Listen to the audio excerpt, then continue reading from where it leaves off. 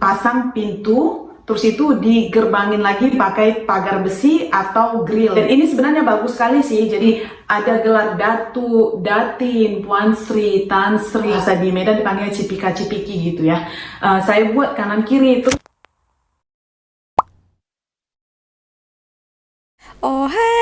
Halo, hai teman-teman, apa kabar kalian? Jumpa lagi di channel Misari.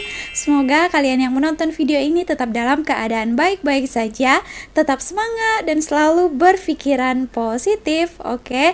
So teman-teman, di video kali ini ada salah satu subscriber mengirimkan link video ini. Ini tentang culture shock lagi ya di Malaysia ya. Dua Sari belum tengok videonya, nanti kita tengok sama-sama dan nanti kita akan bahas ya. Dan juga Sari penasaran. Nah, di thumbnail video kakak ini ada tertulis panggil saya Puan Sri. Nah, ada tulisan lagi pintu rumah pakai gerigi besi. Kenapa? Oke, kita tengok video yang satu ini ya. Cium. Panggil saya Puan Sri. Aduh. Wow, panggil saya Puan Sri. Kenapa ya? Teman-teman semua, welcome back to my YouTube channel. Kembali lagi dengan saya di sini, Elvira. Terima kasih karena sudah mengklik video ini. Baiklah teman-teman, di vlog kali ini saya ingin membahas mengenai culture shock di Malaysia atau perbedaan yang saya rasakan dan saya lihat sewaktu saya di Malaysia pertama kali ke sana ya. Jadi ini ceritanya sudah beberapa tahun yang lalu ya teman-teman, yang sudah lama sekali saya pertama kali ke Malaysia itu saya sekitaran udah lebih dari 10 tahun yang lalu ya. Tapi saya baru kepikiran untuk membuat pic ini kali ini karena kebetulan juga saya baru saja membuat YouTube ini ya. Tujuan saya membuat video ini teman-teman sama sekali tidak ada tujuannya untuk membanding-bandingkan atau membanding-bandingkan antara negara Indonesia dan Malaysia. Karena masing-masing negara itu mempunyai keunikan dan kebaikannya tersendiri ya teman-teman. Dan tujuan saya adalah untuk membuat video ini untuk memberitahukan kepada teman-teman yang belum pernah sama sekali ke Malaysia. Jadi nanti sekiranya Anda ke Malaysia, Anda melihat kejadian yang begini atau ya kejadian seperti ini, Anda itu sudah sedikit ada ide ya, bagaimana kira-kira itu perbedaannya, dan mungkin Anda tidak akan begitu kaget ya pertama kali ke sana. Perbedaan yang pertama kali saya rasakan dan saya lihat waktu pertama kali saya ke Malaysia itu adalah pasar malam. Nah, pasar malam di Malaysia itu sangat berbeda sekali dengan pasar malam di Indonesia ya teman-teman. Pasar malam di Indonesia itu adalah seperti awana permainan dan seperti ada baling-baling atau tong setan lah atau segala permainan anak-anak. Di Malaysia. Nah, kalau di Malaysia itu pasar malamnya sangat berbeda karena di pasar malam Malaysia itu mereka menjual makanan, sayuran, ikan, buah-buahan, pakaian, dan lain-lain sebagainya. Dan tidak ada sama sekali permainan, awana permainan. Nah, awana permainan yang di Malaysia itu mereka panggil adalah fun fair. Yang selanjutnya adalah minuman pakai plastik ikat tepi. Nah, pertama kali saya waktu merasakan hal ini, saya itu kaget. Karena kalau di Indonesia itu kalau kita misalkan beli air, misalkan teh manis dingin, masukkan dalam bungkus begitu ya. Nah, mereka dibungkusnya di plastik dan diikat mati begitu, diikat keseluruhannya ya teman-teman. Tapi kalau di Malaysia itu mereka akan ikat di tepi. Jadi kita boleh angkat atau pegang cantolannya itu dan minumnya itu dari sebelah. Jadi mereka ikat tepi. Nah, itu sangat berbeda sekali. Waktu itu saya pikir, loh kenapa begini ya, ini tujuannya apa gitu. Saya waktu pertama kali membeli minuman itu saya takut ya akan tertumpah karena kebanyakan daripada plastik itu tidak terikat sama sekali. Nah, jadi perbedaan yang ini adalah plastiknya diikat tepi kalau kita beli minuman untuk yang dibungkus. Nah, next, sebahagian atau kebanyakannya rumah di Malaysia itu ya teman-teman, mereka akan pakai di pintunya itu dia akan pasang satu kali lagi grill. maksudnya gerbang gitu, digerbangin, dipakai pintu besi, digerbangin Ya, ini pakai pintu besi. Dan sedangkan kalau kita di Indonesia itu kita cukup di gerbang di luar rumah saja kan ya. Nah kalau di Malaysia itu kebanyakan atau kebanyakan rumah Ya, betul. di depannya itu mereka akan pasang pintu, terus itu digerbangin lagi pakai pagar besi atau grill, dipanggilnya grill kalau nggak salah saya ya. Dan ini sebenarnya bagus sekali sih, jadi kita daripada security reason, dia sangat bagus karena untuk menghindari orang bisa masuk ke dalam rumah dengan mudah sekali ya teman-teman. Jadi tujuannya itu sangat bagus. Dan ini saya tidak bilang di Indonesia itu tidak ada rumah yang begini, ada, tapi nggak banyak begitu ya, rumah yang pakai pintu besi. Udah maksudnya di depan pintunya itu kita pakai pagar besi lagi, itu ada tapi jarang ya teman-teman. Nah, yang ini sangat spesial sekali ya teman-teman, karena saya akan membahasnya ini, mungkin saya akan membutuhkan bantuan dari teman-teman saya atau subscriber saya yang dari Malaysia untuk menjelaskan di komen di bawah info lebih lanjut mengenai hal ini ya, karena saya tidak cukup mengetahuinya, takutnya saya itu akan salah mengartikan atau salah menyampaikannya ya. Jadi saya bagi teman-teman yang ada di Malaysia, mungkin ada yang tahu atau yang bisa menjelaskannya di komen di bawah ya, yaitu mengenai gelar bagi pejabatnya ya teman-teman, atau title. Nah kalau di Malaysia itu title atau gelar itu diberikan seperti ada gelar Datu, Datin, Puan Sri, Tan Sri, Datuk Sri, atau Datin Sri, Tengku, Sultan, dan lain-lain sebagainya ya teman-teman. Itu mereka dapat gelar, kalau nggak salah saya, diberikan oleh negeri, ada negeri-negeri masing-masing yang memberikan mereka, karena mereka itu telah memberikan jasa atau telah melakukan yang terbaik, melakukan sesuatu yang baik begitu, makanya mereka mendapatkan title ini. Nah kalau di Indonesia kita semua gelarnya sama aja kan, kita nggak ada perbedaan kayak seperti yang lain-lain. Kalau seperti di Malaysia Datuk, Datin, atau dan sebagainya ya. Kalau di Indonesia itu kita akan panggilnya Bapak, Ibu, seperti contoh, Bapak Presiden, Ibu Presiden, Bapak Bupati, Ibu Bupati, atau Bapak Gubernur, dan lain-lain sebagainya, kita akan panggilnya Bapak dan Ibu, atau kepada Bapak yang terhormat begitu ya teman-teman. Nah kalau di Malaysia itu semua ada gelarnya. Jadi mereka ini orang-orang pejabat atau yang orang-orang pejabatnya seperti itu diberikan gelar. Jadi itu ada spesial sekali, dan ini adalah suatu kebanggaan terhadap orang tersebut bila mendapatkan gelar ini ya teman-teman. Dan pengalaman yang saya alami waktu itu mengenai title atau gelar ini adalah ketika saya bekerja. Nah ini saya pertama kali bekerja, saya nggak bisa ingat itu siapa yang saya harus panggil customer saya. Itu siapa yang akan saya panggil Datin, atau misalkan Puan Sri, Datuk, dan lain-lain sebagainya, itu saya belum bisa hafal gitu ya. Cuma saya tahu orang ini ada pangkatnya.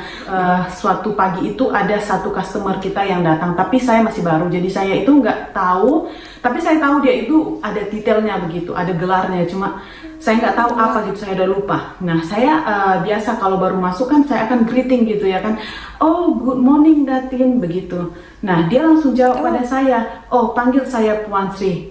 Aduh, nah di situ saya merasa bersalah karena dia sebenarnya Puan Sri tapi saya panggil Datin. Nah ini ini adalah culture shock buat saya ya. Saya itu nggak terbiasa dengan gelar-gelar begini. Karena biasanya kan selamat pagi Pak, selamat pagi Ibu, dan tiba-tiba saya harus orang itu ada gelar gitu di depannya, misalkan Datin Sri siapa gitu namanya. Oke, yang selanjutnya teman-teman, ini mengenai kalau kita bersalaman dengan seseorang itu, kan di Indonesia kita biasa bersalaman terus kita akan cium pipi 2 kali ke kanan dan ke kiri ya.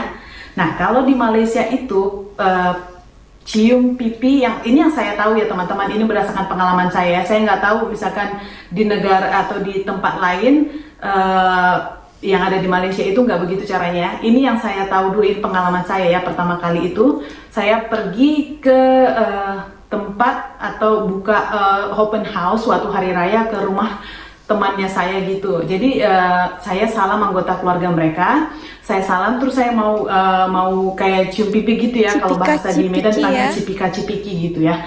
Saya buat kanan kiri, terus yang kebetulan itu kakaknya teman saya itu mau buat yang ketiga kali. Nah saya bingung gitu, saya mengelak, saya bingung, saya bilang mau buat apa ini? Oh ternyata mereka itu kalau kita salaman dia akan kayak cium pipi itu 3 kali ke kanan dan ke kiri dan kemungkinan ke kanan sekali lagi. Jadi ada 3 kali. Nah kalau kita di Indonesia 2 kali ya. Nah itu ada perbedaannya juga. Kalau sekiranya Anda nanti misalkan mau bersilaturahmi ke rumah teman, salah satu teman yang ada di Malaysia ya, jangan lupa itu ada, kalau misalkan Anda mau cium pipi itu mereka buatnya 3 kali. Selanjutnya adalah perbedaan arti dari sebuah kata.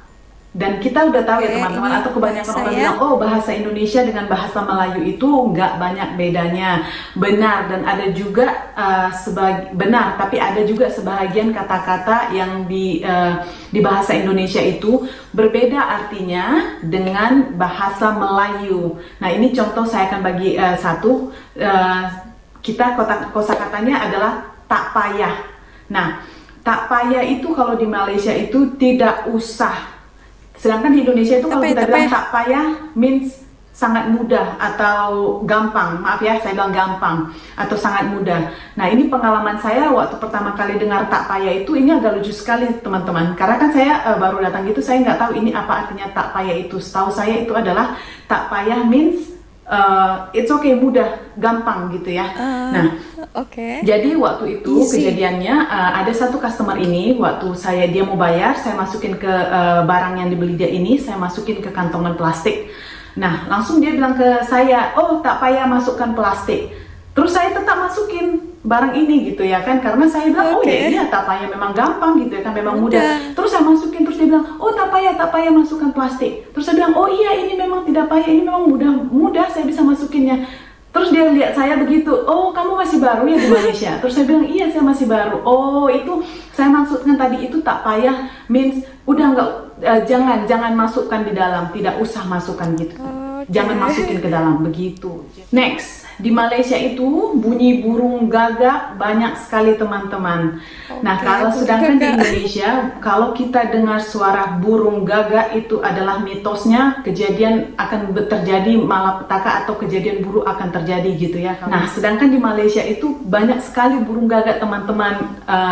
Anda bisa dengar itu kapan saja, di mana saja itu pasti ada burung gagak. Jadi pertama kali saya mendengarkan burung gagak ini, waktu itu saya akan sedikit merasa merinding atau ya akan takut ya, karena kan saya baru datang dari Indonesia, terus terdengar burung gagak begitu, dan kebetulan itu saya dengarnya pertama kali waktu sore gitu, udah mau maghrib, saya dengar burung gagak, terus langsung saya takut begitu ya, dan kebetulan saya itu waktu itu nggak ada teman gitu di kamarnya saya, terus saya dengar, jadi satu malam itu saya nggak bisa tidur gitu ya.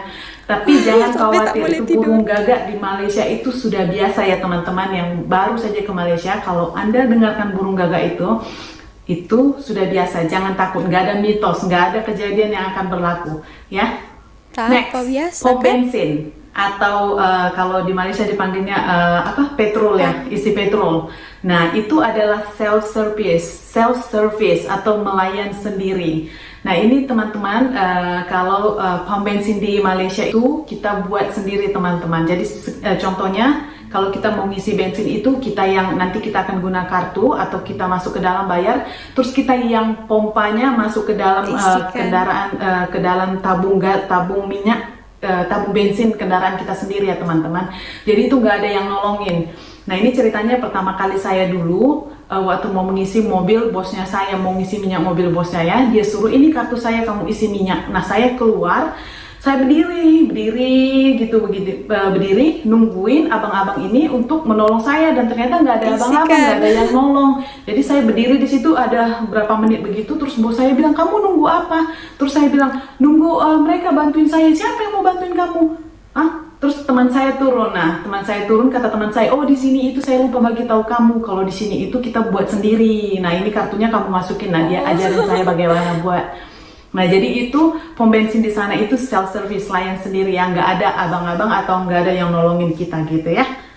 Next, di Malaysia itu seperti yang kita ketahui mereka bahasa Melayu ya teman-teman. Tapi pengalaman saya pertama kali ke Malaysia itu, saya mendengar orang-orang atau ya orang-orang di sekitar saya itu bahasa Melayunya itu dicampur dengan bahasa Inggris. Nah, saya itu sedikit bingung pada saat itu, kenapa ini bahasa Melayu ada bahasa Inggrisnya begitu? Apakah bahasa Melayu ini memang bahasa Inggris juga gitu ya kan? Jadi saya situ agak kebingungan juga gitu ya. Jadi bahasa Melayu itu mereka pasti ada sedikit atau banyak mereka akan campur dengan bahasa Inggris. Nggak tahu ini dipanggil apa?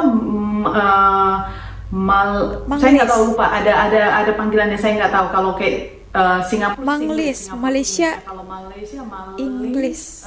Saya kurang jelas. Mungkin teman-teman yang di Malaysia Manglis. bisa komen di bawah. Saya lupa gitu ya. Mungkin bisa komen di bawah itu disebutnya apa gitu. Kalau bahasa Malaysia mix English itu dipanggilnya apa di Malaysia. Tapi ini teman-teman, saya rasa ini cukup. Waktu itu saya sangat gembira sekali kalau Malaysia dicampur Inggris, karena dengan begitu saya bisa belajar dua bahasa dalam waktu yang bersamaan, belajar bahasa Inggris dan belajar bahasa Melayu. Jadi dengan cara itu bahasa Inggris saya juga bisa lebih dipercepat cara pelajarannya ya. Jadi saya itu sangat suka sekali itu kemarin waktu mendengarnya. Saya rasa itu sangat spesial begitu ya teman-teman. Next, klakson. Nah, kalau di Malaysia itu jarang sekali Anda mendengar orang pasang klakson, walaupun dia misalkan traffic jam, kecuali kalau memang keadaan itu sangat rumit, atau misalkan kita itu udah nggak suka sama orang, atau misalkan mau komunikasi sama orang, minggir gitu, nah kita klakson. Dan itu juga tidak dilakukan berkali-kali ya teman-teman, beda seperti di Indonesia ya. Kalau di Indonesia kan kita akan dengar banyak sekali orang akan klakson, ngapa-ngapain aja klakson, terutamanya waktu macet gitu ya, apalagi di daerah Jakarta itu bunyi klakson itu udah biasa gitu ya. Nah, kalau Anda lakukan klakson di Malaysia itu nggak ada tujuannya gitu, nggak datang dari mana Anda klakson, nanti mereka itu akan kurang senang begitu ya. Jadi bunyi klakson itu di Malaysia lebih jarang Anda dengar dari bunyi klakson di Indonesia. Selanjutnya adalah pakaian tradisional ya teman-teman. Seperti yang kita ketahui, orang Melayu itu kebanyakannya pakai pakaian kebaya, baju kurung, kebaya gitu ya, atau yang pakai sari. Dan bagi yang orang Chinese itu mereka akan pakai chongsam dan chongsam ya. Nah gitu ya teman-teman. Nah, mengenai baju kurung ini itu juga saya sedikit terinspirasi, sedikit kaget waktu itu pertama kali saya lihat teman saya dia pakai baju kurung, dan kebetulan baju kurungnya itu agak modern sedikit, dia agak modis gitu. Dia datang ke tempat kerja gitu. Nah, saya pada waktu itu, setahu saya kalau pakai pakaian begitu mungkin mereka akan pergi pesta kondangan, atau kalau orang Melayu bilang kenduri nikahan gitu ya. Nah, pada waktu itu saya sedikit kaget gitu lihat teman saya pertama kali pakai pakaian itu. Saya rasa itu sangat bagus, sangat cantik ya gitu, untuk dipakai ke tempat kerja. Nah, saya nggak tahu gitu ya. Saya tanya dia, kamu mau kemana habis ini, ada orang nikahan gitu. Nah, dia bilang, oh Tala, saya mau pergi, saya mau kerja lah. Saya memang macam nih, saya selalu pakai baju kurung begitu. Nah, saya memang nggak tahu kalau baju kurung itu bisa dipakai kapan saja gitu. Nah, baju kurung itu mereka akan pakainya itu kapan saja gitu ya teman-teman. Nggak semestinya waktu hari kondangan, bisa dipakai waktu kerja, atau bisa dipakai waktu ke rumah saudara gitu ya. Jadi baju kebaya atau baju tradisional mereka itu bisa dipakai kapan saja gitu ya. Sedangkan kita kalau di Indonesia, kalau kita lihat orang udah pakai baju kebaya atau baju songket dan lain-lain sebagainya gitu, itu kita udah pasti yang di pikiran kita itu udah mereka akan menghadiri satu kondangan gitu ya kan, mereka akan pergi ke pesta kawinan gitu ya kan. Oke teman-teman, sampai di sini dulu video saya mengenai culture shock ataupun perbedaan yang saya rasakan dan saya lihat waktu pertama kali saya ke Malaysia dulu. Good job. Ya, teman-teman, tadi kita sudah dengar sama-sama ya, banyak juga poin yang diutarakan kakak ini,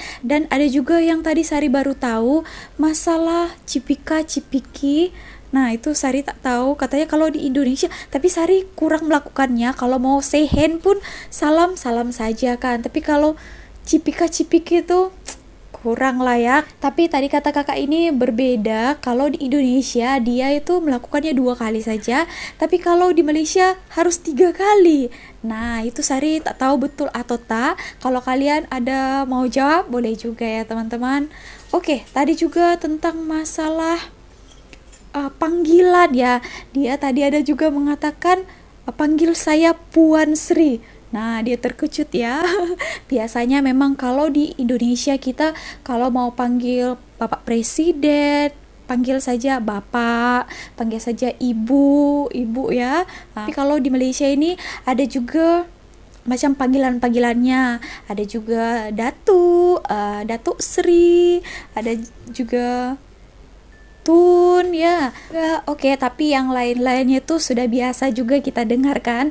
Orang culture shock, terkejut pertama kali datang ke Malaysia. Yang terakhir itu dikatakan ini memang betul juga ya. Kalau di sini tuh kalau kita pakai baju kurung macam itu boleh kita pakai hari-hari juga ya, mau pergi kerja ataupun mau pergi shopping juga. Dan yang spesialnya lagi, yang pakai baju kurung itu bukan hanya orang Melayu teman-teman, bahkan orang Chinese mau pergi office, orang India juga macam itu ya. Oke teman-teman, segitu aja video kali ini. Bagaimana pandangan kalian ataupun pendapat kalian, komentar kalian boleh kasih tahu di ruang komen dekat bawah ya. Terima kasih sekali lagi telah menonton. Jangan lupa untuk klik tombol like-nya kalau kalian suka, subscribe juga dan juga nyalakan lonceng notifikasinya. Oke, thank you again for watching. Bye.